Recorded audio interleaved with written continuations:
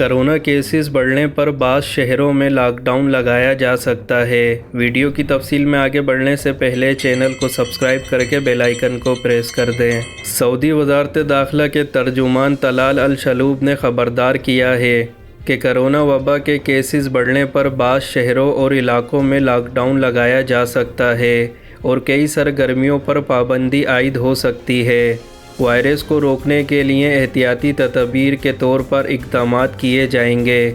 اخبار 24 کے مطابق وزارت داخلہ نے اتوار کو نئے کرونا وائرس کی تازہ صورتحال پر پریس کانفرنس میں بتایا کہ سعودی عرب میں کرونا SOPs کی پابندی نہ کرنے کے واقعات ریکارڈ پر آ رہے ہیں۔ اگر وبا کی شرح اور نازک کیسز میں اضافہ ہوتا رہا تو ایسی صورت میں ایسے اقدامات کرنا پڑیں گے جو معاشرے کے لیے ناپسندیدہ ہوں گے۔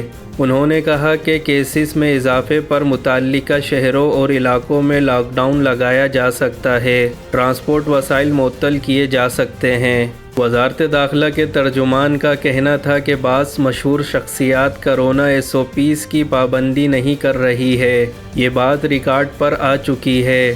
مشاہیر کے حوالے سے خصوصی اقدامات کیے گئے ہیں۔ واضح رہے کہ سعودی عرب میں کرونا کے نئے کیسز مسلسل 900 سے زیادہ سامنے آ رہے ہیں اور ایکٹیو کیسز 9000 سے بڑھ گئے ہیں۔ اتوار 18 اپریل کو بھی گزشتہ 24 گھنٹوں کے دوران کرونا کے 916 نئے مریض سامنے آئے، جبکہ 907 افراد وائرس سے صحتیاب بھی ہوئے ہیں۔ آپ کا کوئی سوال ہو تو ویڈیو میں کمنٹ کر کے ہمیں ضرور بتائیں۔